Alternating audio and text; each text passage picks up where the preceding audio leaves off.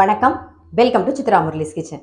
இன்னைக்கு என்ன பார்க்க போறோம் அப்படின்னு பார்த்தீங்கன்னா, நம்ம வந்து சக்கரவள்ளி கிழங்கு போட்டு ஒரு வெத்த குழம்பு ஒன்று பண்ண போறோம். அதுக்கப்புறம் அவரைக்காய் கறி. இந்த அவரைக்காய் கறிக்கு அரைக்கிறது மட்டும் கொஞ்சம் நம்ம தேங்காய், சீரகம், அப்புறம் வெங்காயம், வரமிளகாய் இதெல்லாம் அரைச்சி தான் நம்ம சேர்க்க போறோம். ஸோ அது எப்படி பண்றதுன்னு பார்க்கலாம் நம்ம. இந்த பக்கம் வந்து கரிச்சட்டியில் நல்லெண்ணெய் விட்டுருக்கேன், அது நல்லா காஞ்சிட்டு இருக்கு. இந்த பக்கம் கடாயில் எண்ணெய் விட்டுருக்கேன். ஸோ நம்ம ஃபர்ஸ்ட் வந்து அவரைக்காயை வேக போட்டுடலாம். கொஞ்சம் உளுத்தம்பருப்பு, கடுகு, கொஞ்சம் கருவேப்பிலை, பண்ணி வச்சுருக்கிற அவரைக்காயை சேர்த்துடலாம். அவரைக்காய்க்கு தேவையான உப்பை போட்டு மூடி வச்சுருவோம். தேவையான உப்பு, கொஞ்சம் மஞ்சள் பொடி நல்லா மிக்ஸ் பண்ணிவிட்டு மூடி வச்சுருவோம். நம்ம அது வெந்துட்டு இருக்கட்டும். இப்போ இந்த பக்கம் கரிச்சட்டியில் நல்லெண்ணெய் விட்டுருக்கோம். நம்ம வந்து சக்கரவள்ளி கிழங்கு போட்டு வத்த குழம்பு தான் பண்ண போகிறோம். அதுக்கு தாளிச்சிடலாம். கடுகு, வெந்தயம், கொஞ்சம் கருவேப்பிலை, கட் பண்ணி வச்சுக்கிற சக்கரவள்ளி கிழங்கு சேர்த்துடலாம். மஞ்சள் பொடி, கொஞ்சம் பெருங்காயப்பொடி. இப்போ இதுலேயே நம்ம வந்து சாம்பார் பொடி சேர்த்துடலாம். நல்லா ஒரு 3 டீஸ்பூன் சேர்க்குறேன்.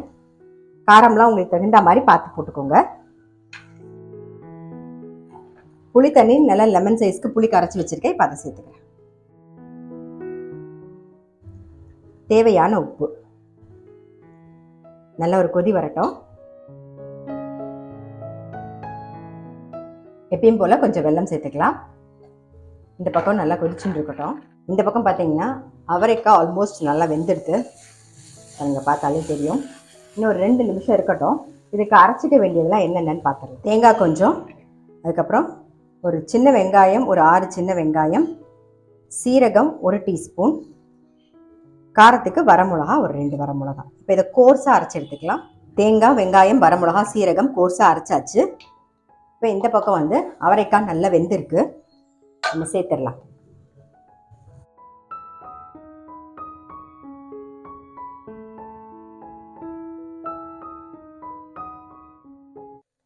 நல்லா மிக்ஸ் பண்ணியாச்சு. ஒரு 2 நிமிஷம் அப்படியே விட்டுருவோம். அதுக்கப்புறமா ஆஃப் பண்ணிடலாம்.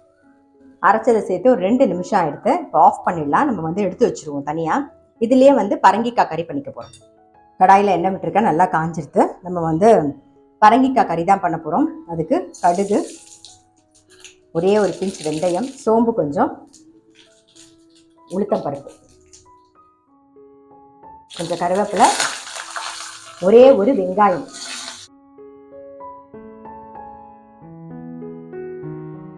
வெங்காயம் கண்ணாடி மாதிரி வதங்கிடுது. கட் பண்ணி வச்சிருக்கிற பரங்கிக்காயை சேர்த்துடலாம். மஞ்சள் பொடி, தேவையான உப்பு,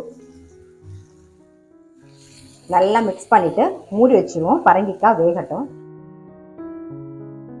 இந்த பக்கம் வந்து வெத்த குழம்பு நல்லா ரெடி ஆகிடுது. சக்கரவள்ளி கிழங்கு போட்ட வெத்த குழம்பு. அதை ஆஃப் பண்ணிடலாம். மூடி வச்சுருவோம்.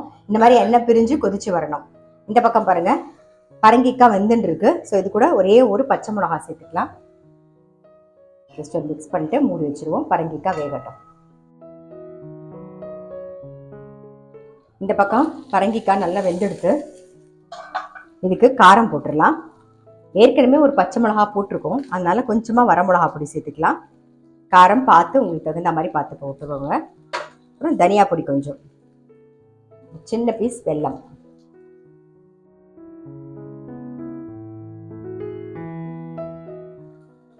கொஞ்சம் பெருங்காயப்பொடி. அவ்வளோதான். இது கூட கொஞ்சம் கொத்தமல்லியை சேர்த்துருவோம்.